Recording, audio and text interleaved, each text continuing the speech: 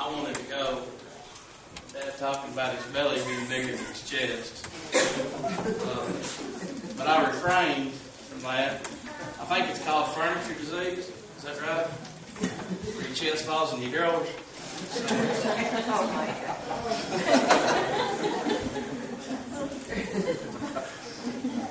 He started it. I just had to finish it. How many people in here are warriors this morning? They got hands going up in several places. Warriors over any little thing. Some people worry because there's nothing to worry about. I think Jim Page was talking about somebody that was that way the other day. They worry because things are going too smooth. We got people like that in here. Wondering what's coming up next. It's going too good. I'm worried about what's going on. If you look at statistics, 8% of our worries are actually over legitimate troubles. That's it. 8%. 40% of things we worry about never even happen. 30% of our worries concern things that happened in the past that we can't go back and change anyway. 12% of our worries are needless worries about our health. And 10% of our worries are just about insignificant things or petty things. We all have worries, don't we? We all have worries about our finances, jobs, relationships, kids, health issues, etc. But there are 3 problems with worry. Worry is unhelpful, worry is unreasonable, and it's unhealthy. If you got your Bible, you can turn with me over to the 23rd Psalm. Worry is unhelpful because it never accomplishes anything. Worry does not solve the problem. Worry cannot change the past. It cannot control the future. It only can make you miserable today. Worry is unreasonable. It magnifies the problem. It makes mountains out of molehills. Worry makes your problems seem bigger than they really are. To worry about something you can't change is useless. To worry about something you can change is stupid. Just go ahead and change it. Worry is unreasonable. Worry is unhealthy. The body is not made for worry. Worry can cause ulcers, backaches, headaches, insomnia.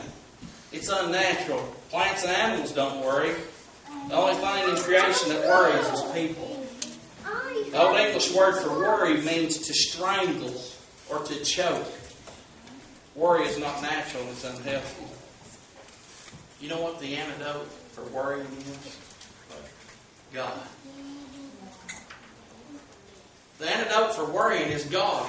In the 23rd Psalms it says, "The Lord is my shepherd, I shall not want." For a very small verse, that says some very powerful things, doesn't it? The Lord is my shepherd. You can put the emphasis on any different place through that verse and really bring it home. The Lord is my shepherd. The Lord is my shepherd. I shall not want. You see, the only reason we should be worried in here in church this morning is if we've not made arrangements to make heaven our home. That's the only reason that we have to worry as people this morning, because the Lord is our shepherd. The Lord is our shepherd. Mickey's got a video back here that I want him to play. It tells you just exactly what your shepherd does for you this morning.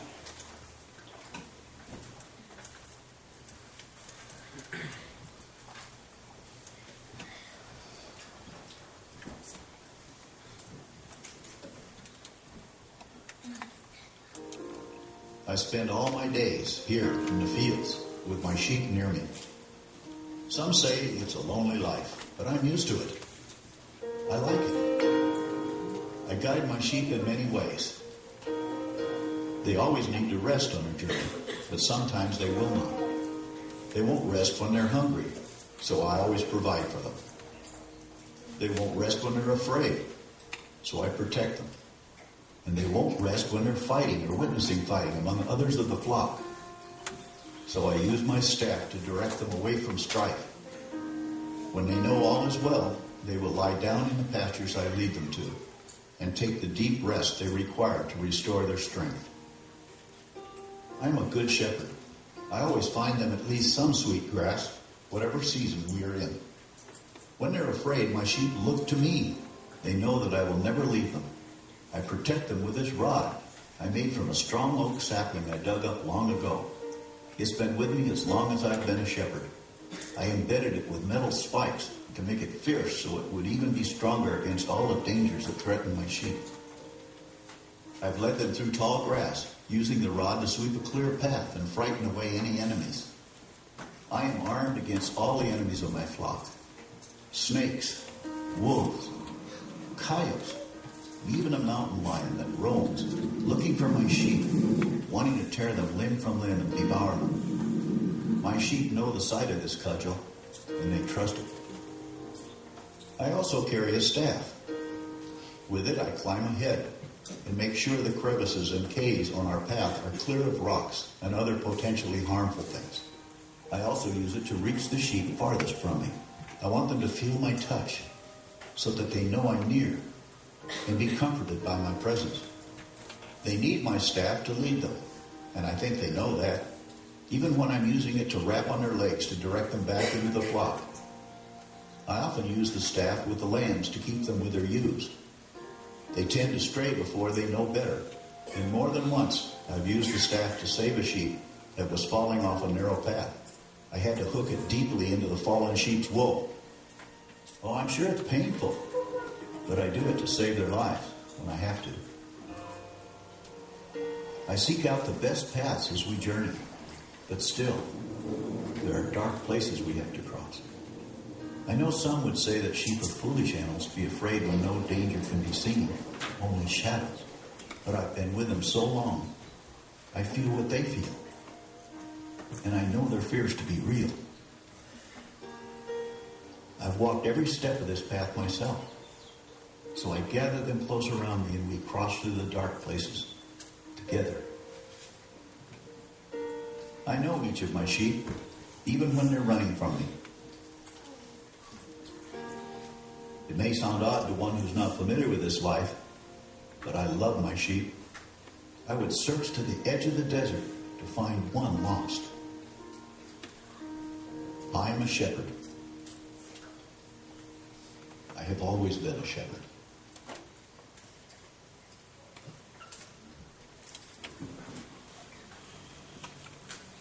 Say this morning, church, that shepherd is our shepherd.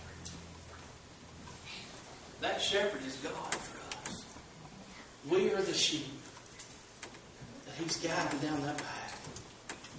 Just like He says, sometimes the path may not be easy going. Sometimes we may fall off the edge. And like He says, the staff, He has to hook it in, and it hurts a little bit sometimes. But He loves His sheep. The Lord is my shepherd. The Lord is your shepherd. The Lord is your shepherd. He's wanting to take care of you. You see, sometimes when we let worry get in our lives and take a hold, that it's almost like a slap in the face to Him based upon this verse. Because it says at the end, I shall not want. You see, when we worry about things that are happening, when we worry about things that we can't change, we're saying that almost like that we believe that God can't look out for us, that He can't help us. We're almost saying that we don't believe that He can take care of our problem. But the 23rd Psalm says that He's our shepherd, and we shouldn't want. We lack for nothing. The Lord is our shepherd. He wants what's best for us.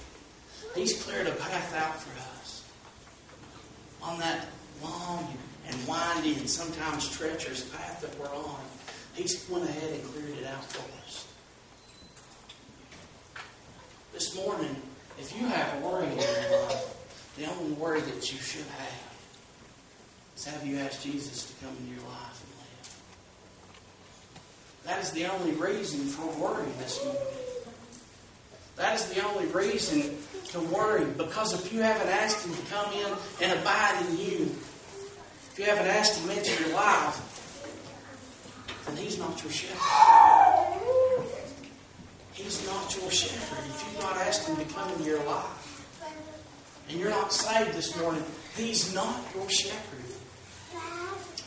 You remember the signs that used to be on cars, and I hope I don't offend anybody by saying this, but it used to say, God is my co-pilot. Does anybody remember those signs, the license plates? Folks, it can't be that way.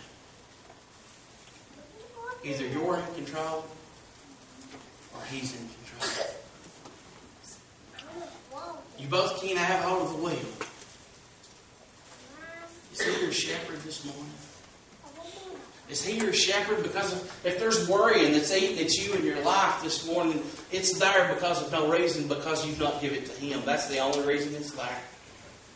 Because if there's problems in your life that's worrying you, that's bogging you down, the only reason it's still there is because you've not given it to Him. This morning, church, and I know I'm very short, but I feel that God is drawing somebody to get things settled. I feel that God is pulling, tugging on somebody this morning to get things settled, to get things fixed up, to get things right, to get back to maybe they say, well, Mike, I've been saved before, but I've just not walked the path that I should be walking. He's ready. He's ready to take control of your life, to be Lord of your life, to be the shepherd of your life, to guide you on that path, to look out for you, if you'll let Him have control. This morning, are you willing? Are you willing to let Him be the shepherd of your life? Are you ready to give Him control of your life? While we stand,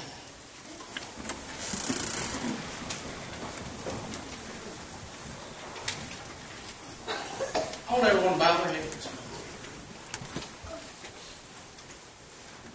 I want you to ask a question yourself. I don't even want you to raise your hand this morning. I want you to ask yourself the question, is the Lord the shepherd in my life?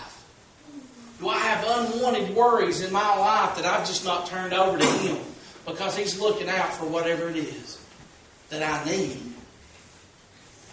Because the Lord is my shepherd, I shall not want. I want for nothing, I lack of nothing, because He's guiding my life.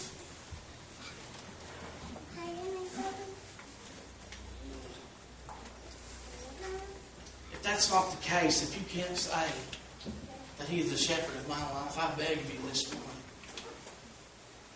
come down and get things fixed up. If there's worry in your life that is bogging you down, that you've not turned over to Him, I beg you to come and give it to Him this morning.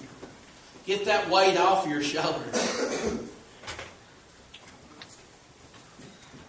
Just turn it over to Him.